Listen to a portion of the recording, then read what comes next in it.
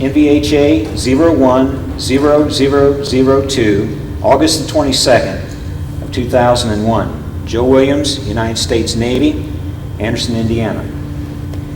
Well, Joe, to start off with, give us your full name. My name is Joseph Reeser Williams. Okay. That's spelled with R-E-E-S-E-R. All right. And what was your rank at discharge? Master Chief Quartermaster, United States Navy. Master Chief Quartermaster. What's the short version of that? E9. E9? Okay. Yes. Well, Joe Williams, E9. When were you born? June 3rd, 1923 in Louisville, Kentucky. Louisville, Kentucky. Okay. Were you born in a hospital or in a home? No, I was born at home. Were most people born at home? That's right, they were in those days. My sister, my brothers, all of them. I take it your mom was there. No, yeah. Okay. And there wasn't anything unusual? You weren't born in a taxi or anything like this? No, it's just right at home. Normal home birth. Yeah. And tell us a little something about the home. Well, it was a little three-room shotgun house in Louisville, Kentucky. Well, by shotgun, I mean each room was one right behind the other, and just a small place. Okay. Were there a lot of houses close by? Or? Yes, it was right there on the outskirts of Louisville, south. It's still there, incidentally, in southwestern Louisville, just about a mile from the Churchill Downs. Okay, a mile from Churchill Downs. Did you ever get down to Churchill Downs? Oh, that's a funny thing. I never did. Isn't that the way it is? People near an attraction never get to it. That's right. People travel other miles to get there. Yeah. Tell me about Louisville back then. What kind of town was it? Mostly I remember the coal dust. Everybody burned coal in those days, and especially in the wintertime, that's all you smelled was coal. But it's a pretty city, you know. Of course, I only lived there for 8 years, so my first 8 years, so I don't remember too much about it, really. Okay. Did you have a lot of kids in the neighborhood that you could play with? Or? No, not really. Not very many? No. Did you have any particular friends that you were close with? Not there, like I say, when I was left Louisville when I was 9 years old, really. So you did start school there? Yeah. Where'd you go to school? I don't remember the name of it. It's just up the street from where I lived. Okay. So it was a neighborhood school. Yeah. Do you remember going to downtown Louisville for shopping? Or? No. No? Don't remember any of that at all? No. Where did you go when you were 8? Well, we moved to my father died when I was 8. Okay. And a year later, my mother remarried, and we moved to Southern Illinois. We was down there for about 2.5 years. Okay. Well, tell me something about your mom. She was part Indian, part Cherokee. I think she told me she was about a 16th. Small, dark, completely different than me. And she died when I was 11, so I don't remember much about her either. Oh my. What was her name? Maud. Maud? Maud May Williams. Okay. And what was her maiden name? Ash. Ash. A-S-H. Did you Came from Jefferson County, Kentucky. Okay. My father came from Trenton, Georgia. Trenton, Georgia. What was his name? Jesse Edward. Jesse Edward. What do you remember about your father? Well, from what little I can remember about him, he was probably about my size, probably about the same coloring that I have, and just a quiet man. That's all I can remember, you know. What kind of personality traits did your mom have? Do you remember anything in particular about her? Energetic. Okay. Excuse me. What about brothers or sisters? Did you have any brothers or sisters? I had one brother that was 6 years older, one sister that was 3 years younger. Okay, and what were their names? His name was Jesse Edward. Okay. Her name was Agnes Blanche. Okay. Where did they wind up in life? Well, my brother is dead. He died 20 years ago, and my sister lives there in Anderson. I see. Yeah. So, after your mom died, where did you go? My brother brought us back to Louisville, and we became wards of the Jefferson County juvenile system down there. I see. And the county took over and took care of us. I was sent up here in 1937 at a foster home. Here, a fellow by the name of Chester B. Rogers owned a grocery store at 3rd and Locust. had a home at 5th and Locust and a farm out on Hamilton Road. And we stayed with them for a year and a half, and then his health got bad, and we moved back sent us back down to Kentucky again. I see. Which I stayed on a farm down there for the next 3 years and then joined the Navy. Kind of a hard thing for a young man to go through. Didn't think so at the time. Didn't think so? Just part of life, you know. I see.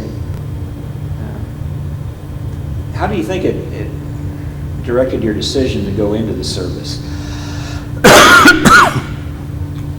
You know, about 1937, I saw a news documentary in the movies, you know, that Pathé News. Right. I seen these old battleships steaming down through the ocean, you know, one behind the other. Must have been about 6 or 8 of them. And I said, man, that looks good to me. So I decided then I wanted to join the Navy, and about 2 years later I did. What kind of things did you do as a kid for fun? Fishing, mostly, yeah. Especially down there in southern Illinois, did a lot of fishing on the Big Muddy River down there. In Kentucky, I'll be frank with you, it was mostly work. Kind of thing that probably wouldn't be legal now. Oh, that's right, no. What kind of work did you do? Farm work. Farm On work? a farm, yeah. All right. What kind of work did you do on the farm? Can you give a general description? Well, it was a general purpose farm down there. We did everything with mules and walking plow, and it was very, everything was old fashioned, you know. They didn't have any new, didn't have any tractors and stuff like that, you know. Mostly everything was by hand. And that's what I said, mostly was work from early morning till late at night, you know, you worked. How about the people you stayed with? They were nice people, hard-working too. Is there anybody in particular that stands out as being someone you really enjoyed being with? No, not really. They were nice people, I say, but I never got close to them. Okay. At the time, did you think, boy, this is too much work for a kid, or was it just something that you were proud of the fact that you were doing this work? Can you describe that? No, it was just something that had to be done. It was part of life to me, you know. I wasn't, I wasn't bitter about it. I'm still not bitter today, you know. It was just something that was needed to be done, and we did it.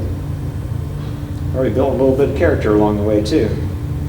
I don't know about that. It taught you how to work. Well, as you were growing up, at some point you became aware of general news and world affairs. Yes. What kind of things can you recall when you started to become aware of the world? Like in my case, the space program was just getting off the ground when I was 8. It was about early 1939. I remember seeing Life magazine. It was just prior to World War II, you know, the beginning of, in September 1939. And there was a lot of news about that in those days. What about the Great Depression? What kind of Oh, the Great Depression, yeah. Well, when you're a young kid like that, you depend on your folks or whoever you're living with to provide you with food and everything. So you really didn't think too much about it. I wasn't really hungry. But, if you're like most kids, you couldn't get enough to eat anyway. So we had enough, but that was about it. I see. So you never really went hungry then? No, no money, but. When did you first become aware of such people as, say, Mussolini? That was about 1939 too. Okay. What did you think of him when you first heard of him? You're talking about Mussolini. Right. All right. At that age, I didn't think too much about it, you know. I mean, Hitler either, as far as that goes. It was just in the news. I knew about it. Right. Looking back on them, we can see that these were truly bad guys of history, but at the time, we just kind of wondered what they looked like before we saw the full picture. I don't think we thought they was going to last, you know, but they did. Now, the Japanese were invading China about that time, and were you aware of that situation? Not too much, no. I do remember the USS Panay was a gunboat out in the Yangtze River that was sunk out there, and that's about the only thing I remember about the Japanese end of it until Pearl Harbor came along. Did you have feelings one way or the other as to whether or not we should get involved in the war? No. What about the adults around you? Did you hear them say much about whether or not we should be involved in the war? No, I'm afraid those farmers down in Kentucky didn't think too much about that and didn't say anything about it either. Right. Pretty much kept to themselves. That's right. Where'd you go to high school? Well, the first year of high school was there in Anderson High, 1937-38. After that, I went to high school down in Kentucky, about 20 miles from Louisville, and it was called Liberty High School in Oldham County, Kentucky. Okay. So probably toward the end of your high school years, you were probably getting some idea as to what you wanted to do with your life. Oh yeah, I told you that about 2 years before I decided I was going to join the Navy, and I never looked back, really. So you were set on the Navy? Yes, I was. It wasn't one of these things where you joined just because of the war. You were going to join anyway. Now, That's right. when did you join the Navy? May the 20th, 1941. Okay.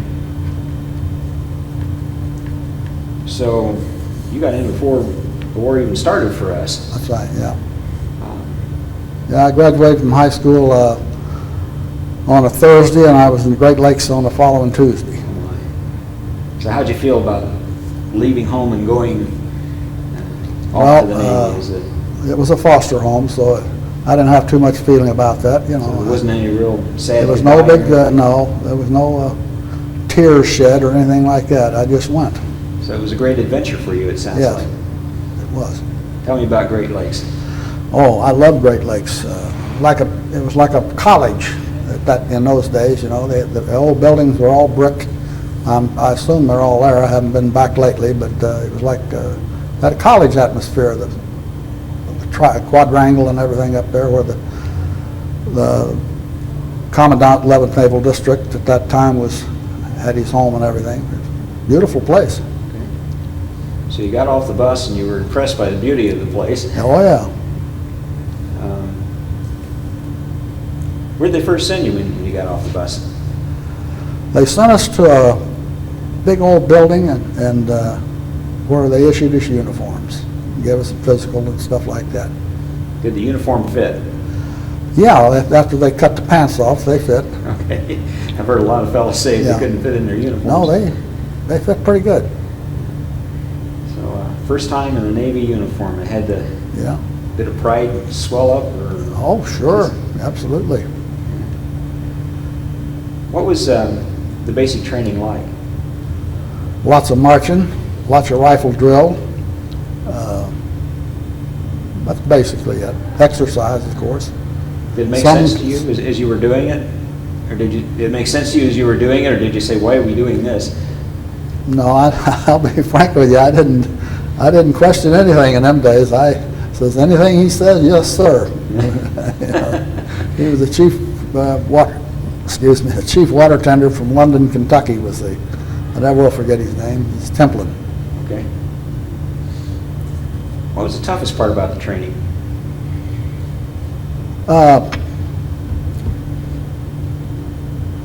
Bag inspection. By bag inspection, that's when you laid all your clothes out. They all had to be rolled up in a certain way, you know, and then laid out in a certain way, and they had to be perfect, you know. Did you ever pass? Oh, I passed every time. Good. Did everybody pass every time? No. No. What happens when you didn't pass bag inspection? Well, sometimes they were all thrown out in the middle of the street, and they had to go get them, or take them back in, rewash them, re-roll them, things like that. Okay. Well, now, I've heard so many stories of fellows in the Navy who couldn't swim. Could you swim? Oh, yeah. I swam. Good swimmer? Yeah.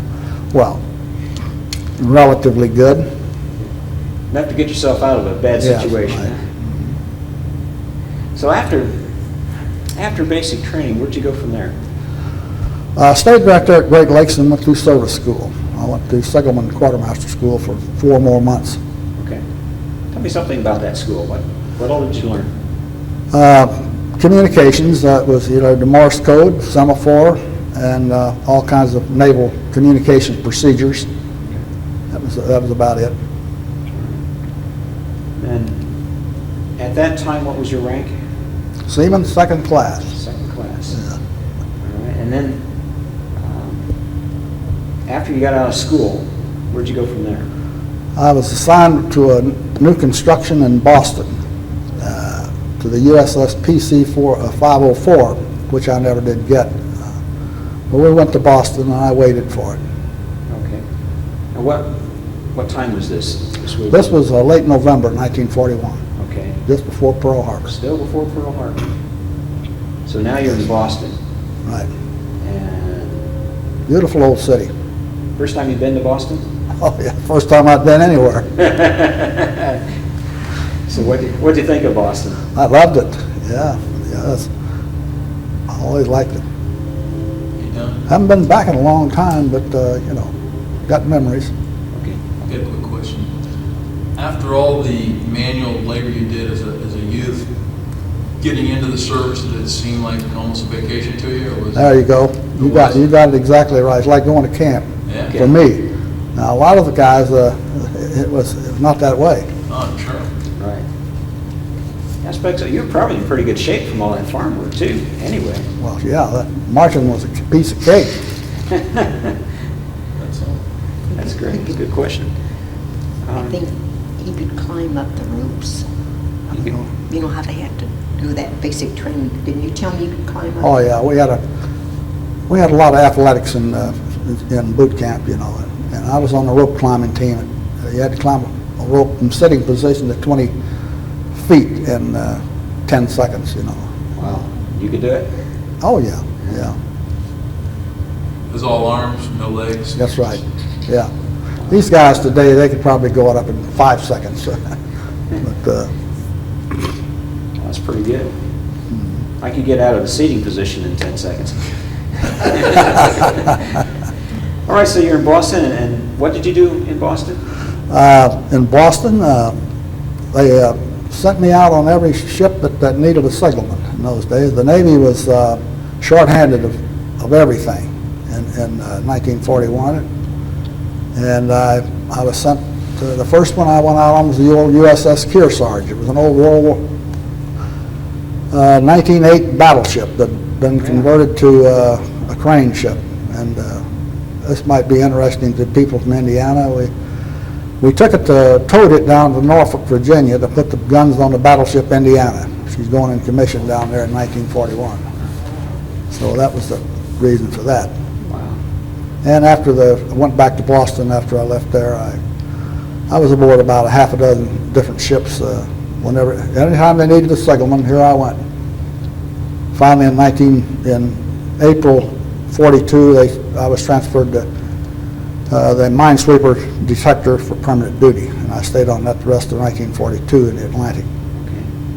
Was the Kearsarge part of the Great White Fleet? Part of the Great White Fleet, yes. I thought maybe it was. Yes. It would have been that era. Wow. Yeah. All right, so tell me about a minesweeper. Minesweeper, 3 types of mines in those days: acoustic mines, magnetic mines, and moored mines. And we were equipped to take care of all 3 of them. They're much more sophisticated now, but that was what we had then. How does it actually work? On the bow of the ship, we had what they called a hammer. It made a tremendous noise under the water, and that was to explode a mine ahead of you. It was supposed to make something like the noise of a ship. Then we had the magnetic mine, and we sent a tail out, a magnetic tail, 1,500 feet astern of us, and it was supposed to explode the magnetic mine astern of us. And then the other one had a cutter on it, and it went out about 500 feet or so, and it was supposed to cut the moored mines off. Okay. Wow. Sounds like risky business to me. Well, the Germans just didn't get around to sowing any mines on the East Coast, thank goodness, that I knew of. That's good. All right, so where'd you go from there? I went to shore duty there at Newport to the Harbor Incident Control Post for the next year. And they was the base that controlled all the ship traffic in and out of Newport, Narragansett Bay. I left there. I went to Europe with an outfit called codename Drew 1. There was 900 of us, so we were supposed to take over the port of Cherbourg after the invasion of Normandy, which we did in late June 1944. Okay. We went to Scotland, though. So, where were you when you heard the news about Pearl Harbor? In Boston. I was standing down in front of the State House in Boston looking up at that big old gold dome. And, How'd you hear about it? a lady stopped in a big car, and there was two of us standing there in front of the building, in front of the State House. She asked us out to Cambridge to her house for dinner. We went out there, and on our way back home, we stopped at her sister's house, and we found out Pearl Harbor was bombed. Now, this may not be information that you're interested in. I don't know. Everything is. We're taking. Go ahead. We're interested in all of this. Oh, okay. So how did you react when you heard the news? Well, I made some silly remark. They asked for it, and they're going to get it, or something like that. Just the kid stuff, 18 years old. I knew nothing. Well, you were right, though. It took a long time to do it, though. It took a long time. Did you realize how big of a task it would be? No. And in your mind, you must have had some idea of how long this war would last at that time. Did you get any kind of... No, I guess looking back, we probably thought it'd be over within a year, something like that. Did it surprise you that it lasted as long as it did? Yes, I was surprised it lasted me as long as it did, and in the end, I was surprised that it quit as soon as it did. Right. I was in Europe, and my enlistment was up in 1944, and they called me down and asked me what I wanted to do. Did I want to re-enlist, or did I want to go in the reserves? And we hadn't even invaded Europe yet. I figured this thing's going to go on for at least another couple of years, so I re-enlisted. Okay. So from Boston, you went to Scotland, did you say? Yeah. Whereabouts in Scotland? A place called Roseneath, just outside of Glasgow. It's on the Firth of Clyde out there. It's an old Scottish castle. It was the headquarters of this. It was a secret unit. Drew 1 was a code name for it. 900 men that was to take over the port of Cherbourg. Well, we don't want you to give out any No, military it's secrets. okay It may now. still be classified, but it would I'm be sure after interesting 56 years it'd be all right. hearing. Okay.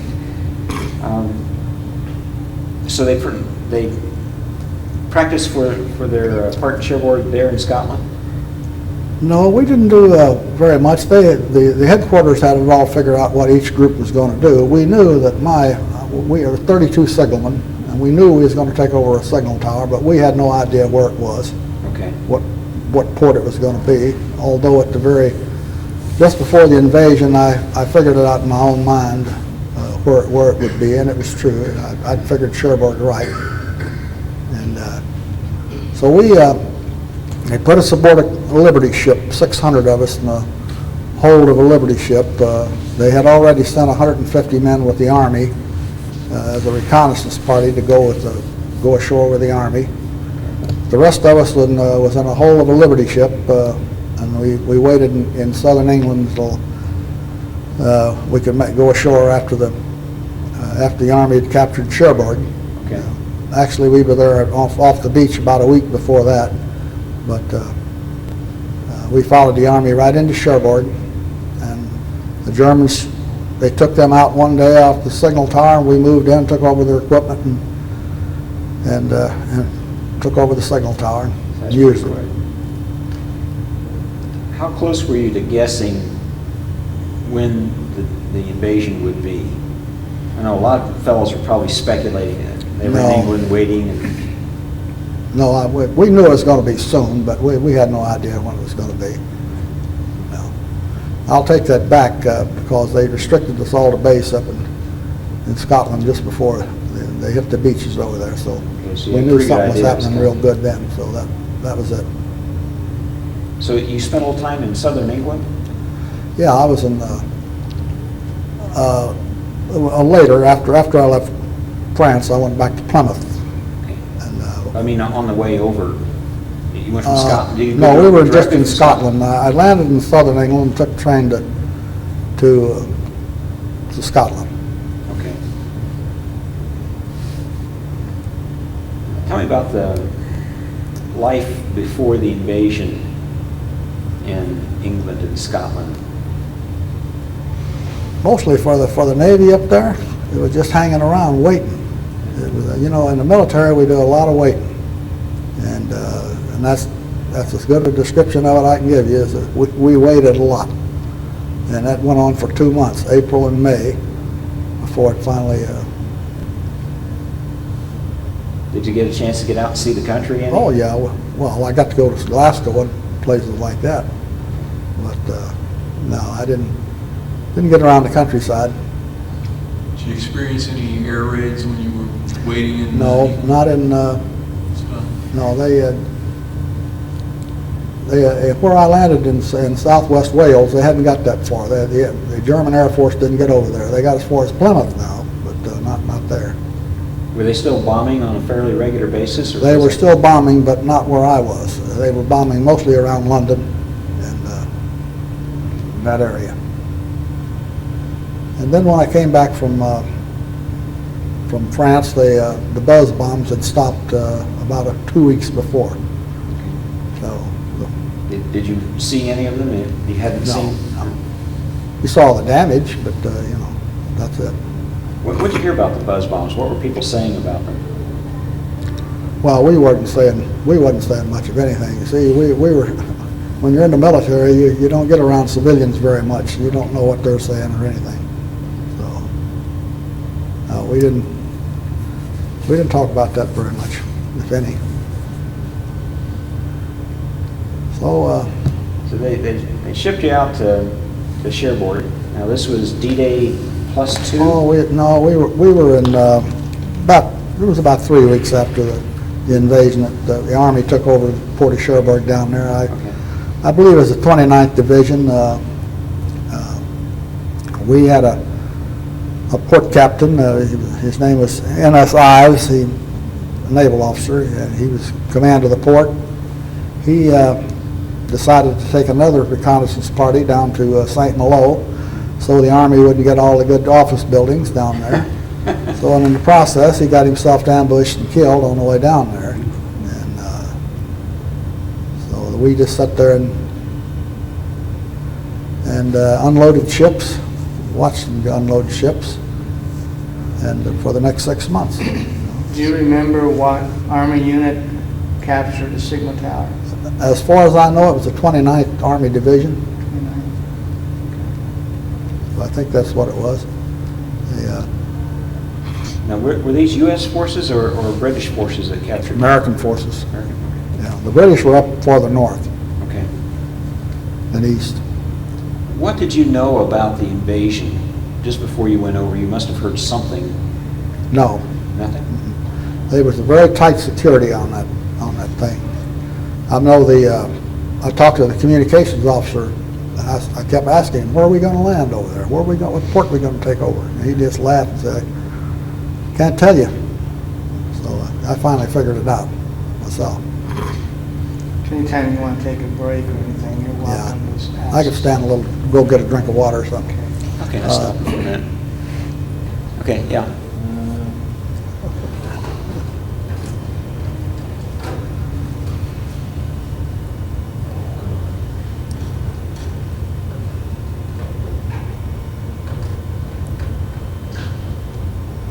We brought the VCR so that we can make a tape of this. We're going to hand it to you when we get done.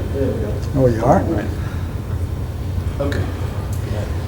Okay, Joe, during the break, a couple things came up. First of all, your first time on the ocean. Did you get seasick? Absolutely. Yes. that old battleship, I was telling you about, the Kearsarge, they built blisters on either side of it to give it stability. Right. About 10-foot blisters on either side. And it had a 150-ton crane on top of on the ship, and it rolled like it rolled without even being at sea. And that thing could roll at least 20 degrees without any trouble at all, just back and forth, back and forth. And yes, I was sick. Well, how long did it take you to get over it, get used to it? About 3 days. 3 days? Yeah. From that point on, you were never seasick again? Oh, no, don't say that. No. No, I put a lot of duty in small ships, like 100-foot minesweeper and a 150-foot craft, 173-foot submarine chasers, So they were rough. And yes, I got sick. What about the food in the Navy? We always hear the Navy gets fed better. Yeah, they fed pretty good, but it's all according to what kind of cook you got on board, You got good cooks, you got good food.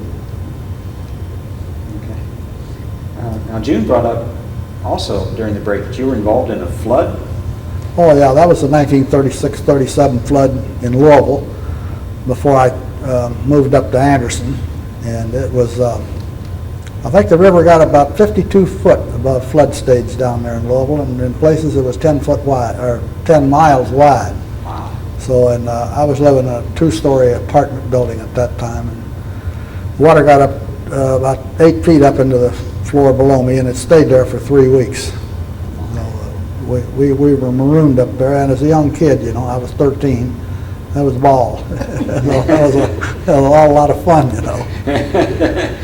It wasn't. I'm sure it wasn't fun for the older folks. A great adventure for a kid. Yeah. Okay, let's get back to the general narrative here. We're in Cherbourg, and you were there for how long?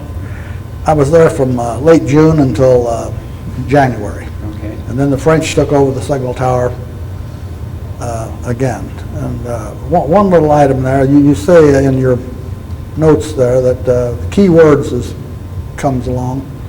Well, this key word here will be Leopoldville.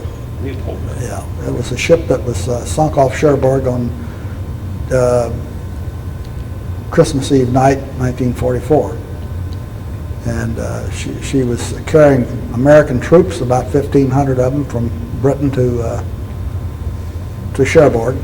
And I think she had a British crew, and it was a Belgian troop ship. And she was torpedoed about 3 miles off Cherbourg, and when she sank, she was about a mile offshore. And I had the duty that night of acting as a relay station for communications. We sent out rescue parties, rescue ships out there, and the only way they could communicate with the port director was through me, and I sat there for the next 3 or 4 hours with that ship. It didn't take her that long to go down. It took probably an hour, hour and a half for it to go down, but in the meantime, they lost about 600 and some men on that thing, So you can look it up in the almanac sometime just to see it. But That's a good one. Thank you. What kind of traffic did you see going through Cherbourg? There must have been a lot of equipment, a lot of... yes, there was. She was the first port that they opened up to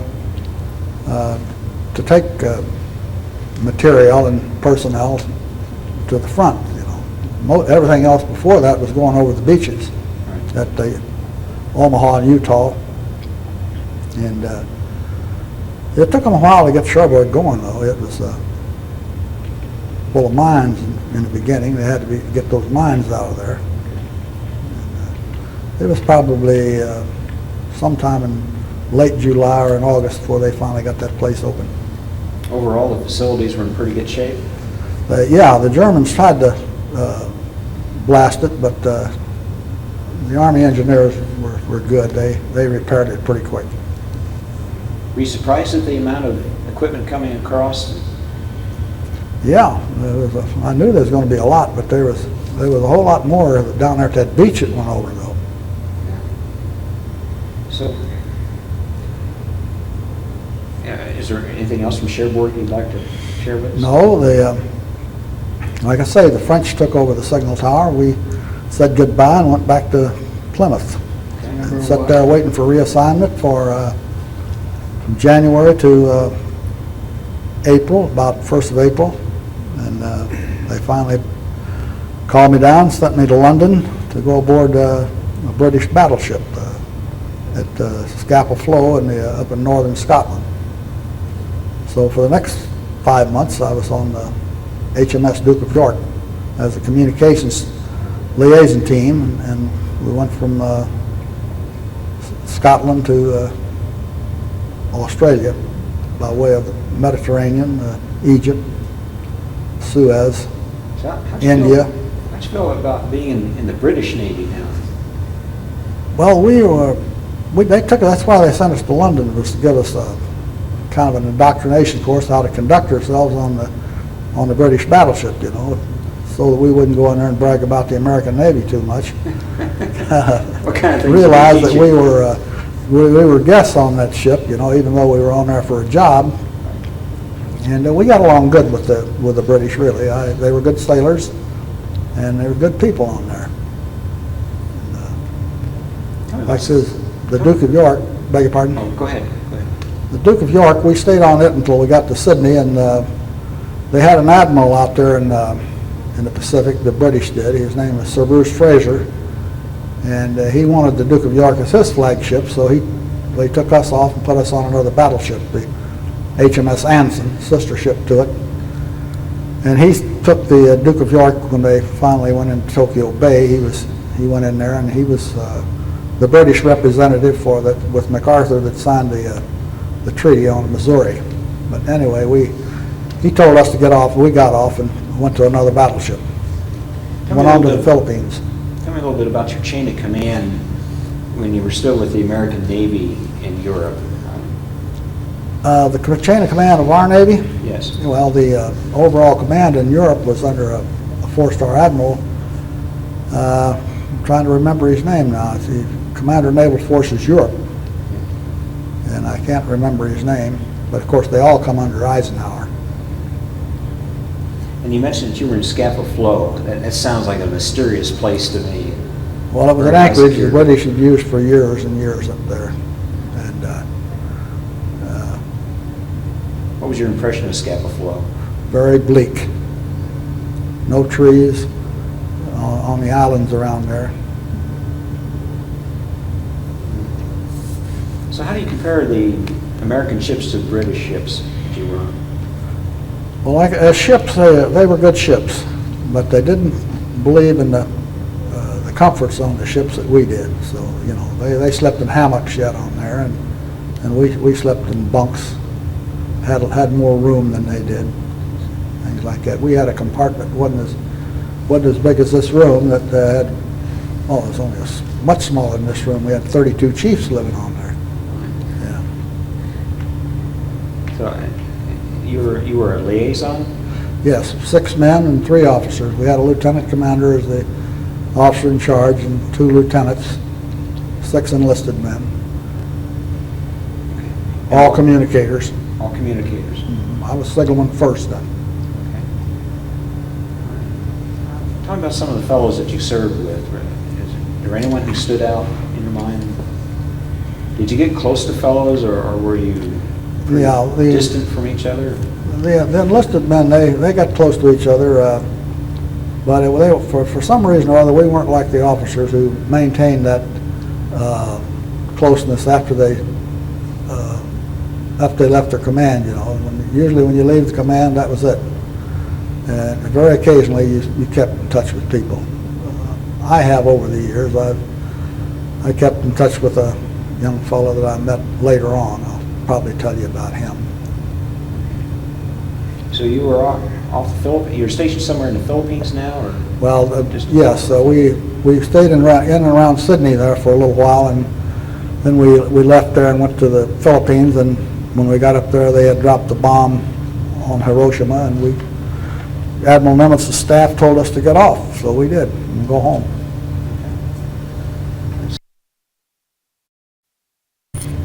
Yeah. I don't have anything to play these tapes back with there. Okay, go ahead. All right. We had a question while we were changing tapes about the accommodations in Cherbourg. What was it like there? In Cherbourg, we lived in the German barracks.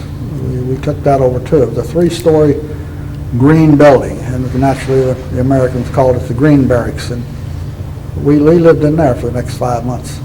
Pretty nice place? Adequate. Adequate. That's about it. Yeah. They feed you okay? Sir? Did they feed you all right there? Yeah, they fed us pretty good there. We had one little item. We had a bunch of German prisoners come down that they brought down to Cherbourg to help unload the ships, you know, that came in there.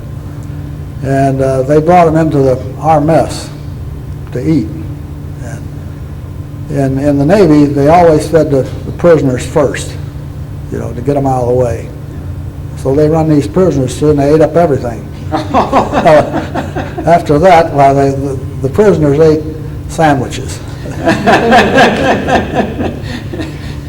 So you really didn't have any animosity toward the Germans till then? How did you feel toward the enemy? Well, I think it's probably like most Americans. We didn't like them. I didn't have any burning hatred for the Germans, you know, because in Kentucky, it's like up here. You have a lot of German immigrants that had come into this country from Germany. In fact, these Germans are the second largest bunch of immigrants in the country outside the British Isles.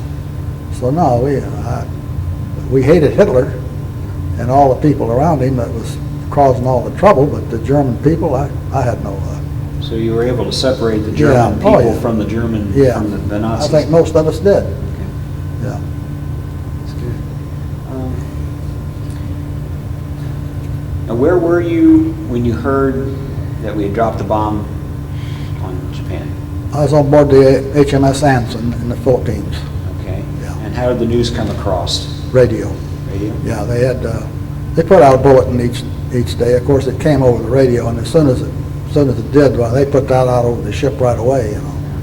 And they had a false peace down there in Sydney before we left, you know. And but that turned out to be I don't know how many days that was. It wasn't very long though before they finally had the real peace. Did it sink in at the time that this is the real thing? It made you kind of feel kind of numb, unbelievable, you know. It'd been so long, 4 years of that things. And I remember the thing I noticed more than anything else was when we went to sea at night after the war was over, all the lights on the ships were on, you know. It lit up like a Christmas tree. And before that, there was no lights, no smoking on deck or anything. Completely blacked out. Had you heard anything about the Indianapolis going down? The Indianapolis? Yes. I heard about that later. In fact, I think I was there at Lady Gulf when she left there and started back to the United States. But no, I didn't hear about her until later. What was your feeling when you heard the reports? Well, sad. You know, after all, you got, I don't know how many men that was drowned in that, about 500, I think, something like that. And that's a horrendous thing to think about, you know. Captain McVeigh took a lot of heat for that because he didn't zigzag it. What's your opinion on that, or did you give it any thought? Well, it was a lot of mistakes made. The first mistake was made, I understand, was when the ship left the Philippines, the Movement Report Center didn't keep track of her. They lost track of her completely. And then when she did get torpedoed on the way back, well, they didn't know where she was, and they didn't even find her for some days. Ordinarily, when you're moving like that, especially during wartime, you don't do any communicating yourself. All you do is have radio traffic coming to the ship, you know. So they didn't make any reports. In your line of work with the Navy, did you know more about what was going on than the average sailor? Probably, because I worked on the bridge of ships all the time, you know. And in the beginning, like I said, I was a signalman and I was on the bridge, and I knew pretty much what was going on, yeah. Fact is, in Cherbourg, I knew what ships were coming into the port, I knew what ships was leaving, things like that, yeah. Were there any ships that you saw during that time that really impressed you? Maybe not one that you were on, but one that you may have seen that, wow, isn't that something? I think it was the first cruiser I ever saw. It was the USS Philadelphia. She was a light cruiser. She carried 15 6-inch guns and 8 5-inch. So that thing really impressed me, you know. A lot of firepower for a little ship. For a little ship, yeah. Probably throw the thing over when you fired all of them at once. All right, so now your General Nimitz, or Admiral Nimitz has released you. That's right. Where'd you go? We went to Samar Island from Leyte. They dropped us off in Leyte, and we went to Samar at a receiving station and waiting to get back transportation back to the United States. And so we waited there all together probably a couple of weeks before we got on another Liberty ship and slept down in the number 3 hold or number 2 hold on it for 19 days back to Pearl Harbor. Well, I understand that they weren't the most luxurious ships in the world. No, you slept on an Army cot down in the hold. How seaworthy were these Liberty ships? Pardon? How seaworthy were the Liberty ships? Well, they was pretty seaworthy. They lost a few of them in heavy storms, but they're mostly seaworthy. Okay. You ever go to San Francisco, they still got one out there. Yeah, I've heard they've just recently restored one here, Yeah. taking people on trips up there. Yeah. All right, so you came back on a Liberty ship. You came back to where now? Pearl Harbor. Pearl Harbor. First time you'd seen Pearl Harbor? Yeah, it was. What was your impression? Beautiful, beautiful island, you know, and, nice and warm. I like that. Was there anything left at all from the initial? No, no, they had that cleaned up long before. Yeah. I stayed in Pearl Harbor for about 2 or 3 weeks, and then they put us on another ship as a passenger to Portland, Oregon. Okay. Now the Arizona is still pretty much in place. Did they? Yeah. They removed all the other battleships but left the Arizona. Is that? Yeah, yeah, you can see her down there. Did you see it when you were in Pearl Harbor? Not there, no. I went to it later. Okay. Yeah. In fact, it's after they built the memorial over it. What was your thoughts when you went to the memorial? Felt like I was in a graveyard in church. It's very emotional. I've heard people say that. Yeah. So you went to, you say Portland? Yeah, Portland, Oregon. All right. We're in Portland, Oregon. Now what do we do? Come back to Indiana for Liberty, for leave, 60-day leave. 60-day leave. Visit my sister, and she was living down in Holton, Indiana then. Okay. What was the homecoming like? Well, I don't know. Did you run out the door and meet you, or just? Well, as a matter of fact, I got in there fairly late in the evening when I made it down there, and Indianians are not too demonstrable, you know. They say, "Hi, how you been? What's going on? You know, how are you doing?" And that's you know. You didn't have a parade or anything, just No welcome parade. home. All right, so you got. At this point in time, what kind of military awards have you been awarded? With me, letters of commendation is about as high as I got. You know, I didn't really, wasn't any real firefights, as they call it, real battle action, you know. I was always close, but when we landed in Normandy there, the front was 6 miles away then, you know. They had, they were still shooting rounds at the beaches, but it was sporadic, you know. Didn't amount to much. I know when I was in Vietnam, they had campaign ribbons. Did they have any Campaign ribbons? Oh yeah, we had lots of those. Before it was over with, I think I had something like 14. Could you hear much of the battle, artillery or anything? No. From 6 miles away? Heard it over the radio, Yeah. what was going on, you know. Okay, now you're back in Portland, or back in Indiana. What's your rank at this point? Signalman first, E6. Yeah. Okay. And from there you went right on back again, I take it? Yeah, I went back to Oakland and was reassigned to the Oakland Naval Air Station for a while. And then I went aboard an attack transport, the USS Pitt, APA 223. What about the aircraft in Oakland? Were they switching over to the jets at that time, or is it still pretty No, much? they hadn't got it that far yet. That didn't come along until, if I remember right, it was probably about the Korean War, when just before the Korean War that came along. Okay.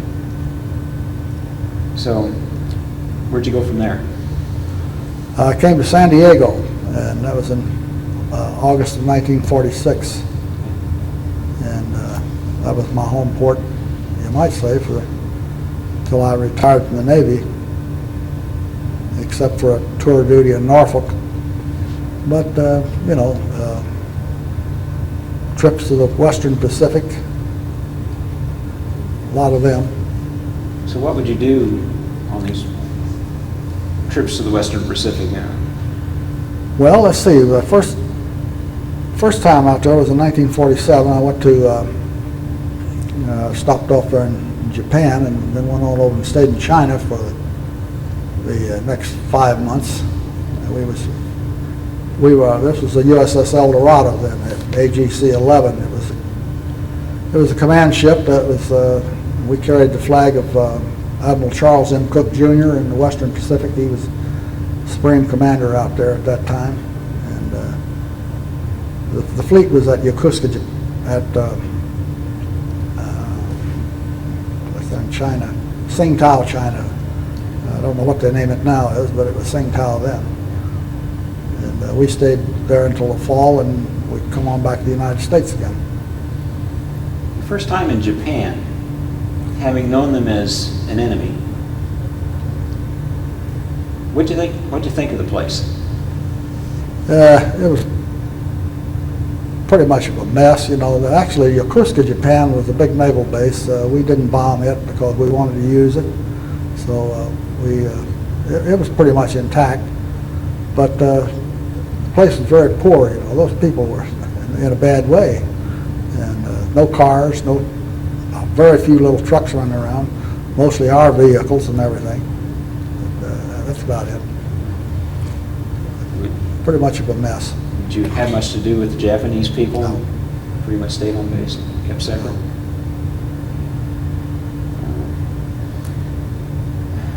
Then all of a sudden this Korean War thing pops up.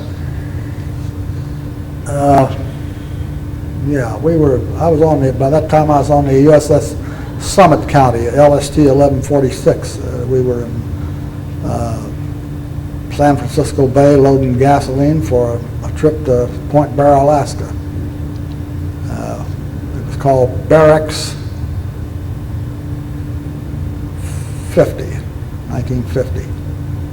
And we had 3,000 barrels of high-octane gas that was going up there for the Coast and Geodetic Survey. So we didn't go to Korea with the rest of the group. We went on, we was loaded, so we went on to Point Barrow, and that same area up there where Prudhoe Bay is now. What do you think of Alaska? Yeah. Alaska, that part of Alaska is like being on the moon. Don't let them tell you it's a pristine beauty up there. You know. You can have it. Join the Navy. It's like being on the moon. You didn't decide to settle there after you retired? Not at Point Barrow, no. So where'd you go from Point Barrow? We went all the way over to almost the Canadian border on the dropping off gasoline as we went to the different stations along there that the Coast and Geodetic Survey was using. I think we was about 40 miles from the Canadian border through the ice up there. I made 3 trips up there, 1950, 51, 52. And in between trips, we went to Korea in 51. So what'd you do on your trips to Korea? Were you taking We, supplies? Or? we picked up elements of the 40th National Guard Division, California National Guard, and took them to Incheon, Korea, and dropped them off. Made 2 trips on that. Then in March of 1952, we picked up the 1st Marine Division on the east coast of Korea and brought them back around to Incheon to help them block the communists from coming down from the north again. Okay. Were you evacuating troops from the frozen Chosin? No, I was had gotten back from that trip to northern Alaska, Okay. and we weren't out there for that. Okay. Wow. So, what was the general feeling having just been in a big war and all of a sudden you're getting involved in another one? Here we go again. Here we go again? Yeah. Now, being a career Navy, do you think it affected you less than it did the fellows who had mustered out?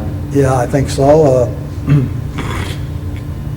And we just went on about our business usually, as usual. So you would have been there whether there was a war or not, so that Yes. True. you weren't really being drugged back into something as much as you were just doing everyday work. Yeah. What's your impression of Korea? Cold. Didn't smell too good. I have a friend who was in the Navy in the Vietnam era, and they went to Korea once, and he said you could smell it about a mile offshore. Yeah, you could. Could you? There's other places like that too. Well, Sri Lanka, hmm. for one. They called it Ceylon in them days. So, When did you go to turn the ships over to the Korean? Didn't you go what period of time was that? Korea, 1950, 53. You turned American ships over to them? Oh, that was later. That was in 1954, 55. I was aboard an LSM. That was a landing ship medium, 200-foot craft. We took 4 of those over to turn them over to the Koreans, and we stayed in Yokosuka, Japan for 2 months to get the yard, get overhauled, get them in perfect condition for the Koreans, and then they decided they wouldn't take them. We sat on our hands for another 2 months before Sigmund Reed decided to go ahead and take the ships. describe those ships too. They were, like I say, 200 foot long. They were had an open well deck that was probably 150 feet long. And they had bow doors that opened up when the ship run up on the beach. You open the bow doors, drop the ramp, and the tanks, trucks, whatever they happen to be carrying, run off. That's theoretically the way it was supposed to work. Oh. And there might have been a few times when the theory didn't pan out. They used what they called a causeway. They would marry to a causeway, and then they could run on up on the beach from there, okay. So, after Korea, where'd you go from there? Went to shore duty at the Naval Amphibious Base in San Diego, at Coronado. I only put a year over there as an instructor. Then I went back to sea again. Back to sea doing what? Same old thing. I was on board the USS Kent County, LSC 855. We made another cruise to Japan. And if I remember right, that was my last time out there in 1957. And it was just a routine run out there, And stayed out there 7 months, and then I flew back to the United States to go to the Fleet Training Group in San Diego as an instructor observer there for 2 years. What'd you fly on? What kind of an aircraft? R5D, 4-engine prop. Okay. Yeah. Long flight? Yeah, it was 10 hours from Atsugi Naval Air Station to Midway, another 3 or 4 hours on over to Pearl Harbor, and then another 10 hours on into Moffett Field. Had quite a battle at Midway. Tell me about the island itself. It's just a small island. It's very low, small, and we had an airstrip on it, and we had a submarine base there during World War II. And that airstrip is very short. You either hit that air runway just before you got off the water, or you ended up in the water on the other side. That's about all I remember of it. A lot of goony birds out there. Okay. Is there anything else you got involved with during the period of time between wars, during the Cold War? Yeah. In 1962, I was aboard the USS Iwo Jima by then. It was a helicopter carrier, and we were the flagship for the last nuclear explosions in the atmosphere at Johnson Island, just southwest of Pearl Harbor. Was out there for that. And then, of course, we had the Cuban Missile Crisis in that fall. I was aboard the USS El Dorado again. I was in the flag. I was in the Admiral's flag at that time, staff, as assistant navigator for Admiral Nels Johnson. He was in command of 13,000 Marines, 21 ships, 7 destroyers, and we went to Cuba. Sat around down there for a week or so south of Jamaica, and they decided to call us off. So we turned around and come home. Did you feel the tension of the situation? Did you know how critical it was? Yeah, we knew we knew it was, because we had 13,000 Marine of the 5th Marine Expeditionary Brigade aboard, and we had our place already picked out in southern Cuba that we were going to land those Marines, so we knew what it was all about. But no, I don't remember too much tension. Me personally, I was too busy. I didn't have time to get nervous about things. So President Kennedy didn't call you direct? No. You were on the Iwo Jima. Was that the largest ship you'd been on? No, the battleship was the largest. Of course, during the fleet training group years, I was aboard all of the carriers as a training observer, as instructor on those. What carriers were those? I was aboard the Hornet, the Shangri-La, Valley Forge. That one up in New York they got now. I was on the Princeton. There's a bunch of them. Now, did you say you saw some of the nuclear tests? Yeah. What did you see? Well, they were intended to explode the missiles at 300 feet above the Earth. Well, the first one was going to be fired at 300 feet, 300 miles above the Earth, and it was supposed to drop back down to within 30 miles above the Earth and then exploded. And they lost it on the way down by radar, so they blew it up in the atmosphere with dynamite or some other explosive they had put in the missile head. Second one blew up after it was 1,500 feet off the ground. We had to blow it up. The third one, we got it up there and it exploded at 300 miles up at night, about 10 o'clock at night, and it lit up the sky from horizon to horizon, very bright. This was the nuclear blast? Yes, 3 megaton warhead. And the fourth one, it blew up on the pad. Now, the range officer blew these up. Now, the nuclear device didn't go off. So Anyway, we went home after that. There was no more pad. Did this instill confidence in our nuclear deterrence? I understand later on the Princeton went out and did the same job we were supposed to do after they repaired the pad, and they had some pretty good tests after that. What did they tell you? Did they warn you not to look at the blast? Or? Yeah. So, They gave us red goggles. so when it went off, did it Yeah. really make it look like it was daytime? It Oh, was yeah, bright? very, very bright. Wow. Yeah. Were you surprised by the size of it?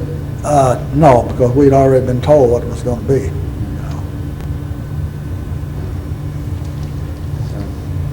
Did you meet your wife during your military career? Yeah. I met my first wife at San Diego. My second wife was my next door neighbor. Both were, her husband had died, my wife had died. And then my present wife, she was my neighbor also. I moved back to Indiana to be near my sister, and the Lord put her next door to me. Well, it pays to be friendly with your neighbors, doesn't it? Did you have any children? No, no. All right, so was there anything else that transpired before you were mustered out? No, that was probably the highlight of it. The Cuban Missile Crisis was about the last thing I was on. The Vietnam War was building up about that time, and I think I could see it, so I decided to retire. I didn't finish anymore, so I retired in January of 1964. How many years in the Navy? 23, and the Navy's paying me for 24. Wow. Where were you when the assassination of President Kennedy? I was aboard the El Dorado, the command ship El Dorado in San Diego. I remember very well. It was on a Friday, and it came over our announcing system on the ship. What was the overall feeling on the ship at that time? Dread. How in the heck could it possibly happen? Why? You know, just unbelievable. There was quite a wave of emotion that hit this country. Yeah. The country just stopped. Yeah, right. I remember that. Yeah. Was there any kind of heightened alert status because of this? No. Fact is, we sat down at the dinner table in the chief's mess and tried to eat a little dinner, and they says, go home. So we did. Did you see any of the funeral on TV? Or? Oh, yeah, we watched all that. That was, Fact is, John Kennedy came out to San Diego the previous year. I was aboard the El Dorado then, and I know we spent a month on an operation plan for him to fly over the fleet. He was coming out there to inspect the fleet, you know, and we spent a month for him to fly over that fleet for 7 minutes. That was a staff I was on, was a planning staff and an operational staff, and that's what they did. so Everything went off perfect. did you see the plane? Yeah, we saw the plane, the helicopter. Hang on a second, I lost him. Okay. Go ahead. Big old tall kid. I've known him for 54 years. The ship rolled over about almost 40 degrees, and he goes sliding past me. If it hadn't been for the bulwark over there, he'd went right on over in the ocean. We don't need to get that on there, though. Well, I don't know. Did you have any close calls yourself when you were? Oh, that's a funny thing. I didn't. Not really. You said that you went out to rescue a ship that was breaking apart in the storm north of Pearl Harbor. It did break apart. The USS Fort Dearborn, there was a tanker. And those heavy seas that I was telling you about, 50 foot high, they broke that ship right in half. And the men off the forward half of it was picked up by the SS Cleveland, I think was the name of it. And 9 people went into boats, never heard of them again. And the other 22, we picked them up, transferred them over to another smaller ship that came out from Pearl Harbor, and it was about 900 miles from Pearl. And sent them on back. How do you rescue somebody from a situation like that? What's the mechanics of it? In the end, we finally just sent a boat over and took them off. But the seas were so high at that time, we couldn't get them off. That's why we stayed with them for 7 days, just steaming back and forth in front of by the ship, you know. We tried to get close enough for a line throwing gun, you know, to fire over, put a high line over. Couldn't do that. We tried putting a balloon over, floating a balloon over with a line on it. That wouldn't work. Finally, we took a couple of life rafts and tried to drift them down on the thing, and that didn't work. So we finally sat there, you know, and waited until the seas abated enough to send a boat over. And then we couldn't get the boat back aboard, and we had to sink it. Did you ever fear for your life when you were in a storm? Did you ever think this storm's going to turn us over or put us under? No, I don't think I was ever that really. The captain of the El Dorado, I remember he was standing down there when we was rolling over 38 to 40 degrees, and he says, this ship, I heard him saying down there, he says, this ship was only built for 38 degrees, and here we are doing 40. You know, I was beginning to wonder a little bit then. It's one of those cases where it would have been better to be a little farther away from the bridge and not hear that. Okay, so you finally left the Navy. You retired. Where were you when you retired? I was in San Diego. You were in San Diego.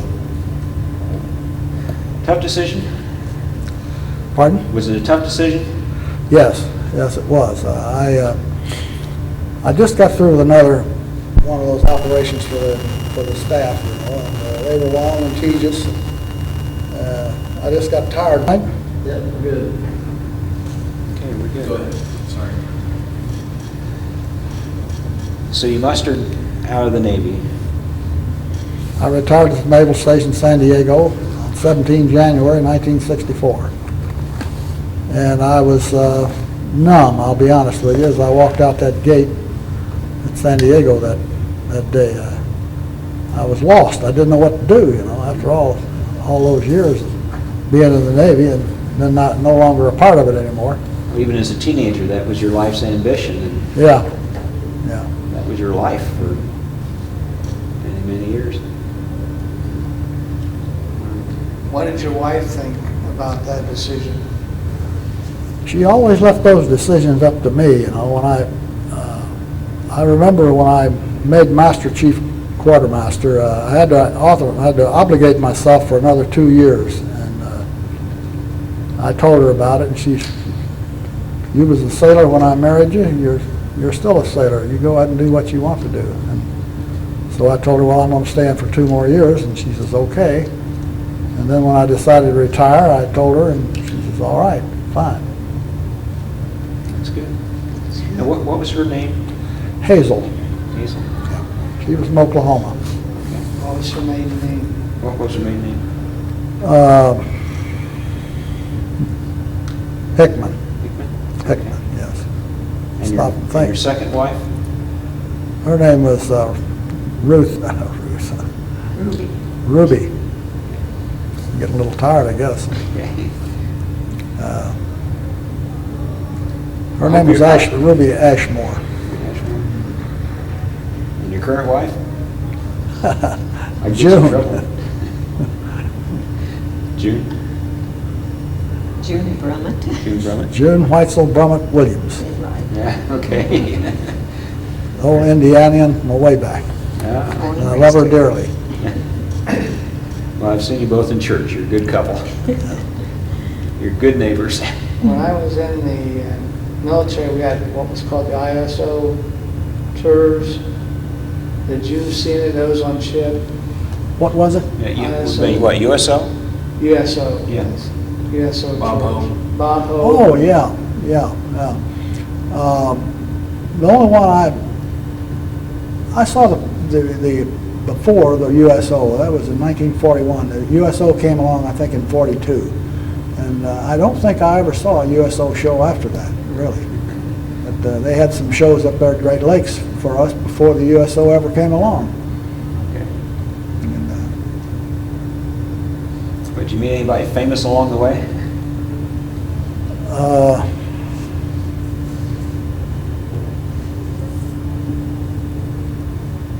Besides John Kennedy's helicopter. I don't know whether he even waved at us or not. You kind of hoped he at least looked out the window. Did you ever see the Admiral Nimitz? No, I never saw that. I know he gave you an accommodation.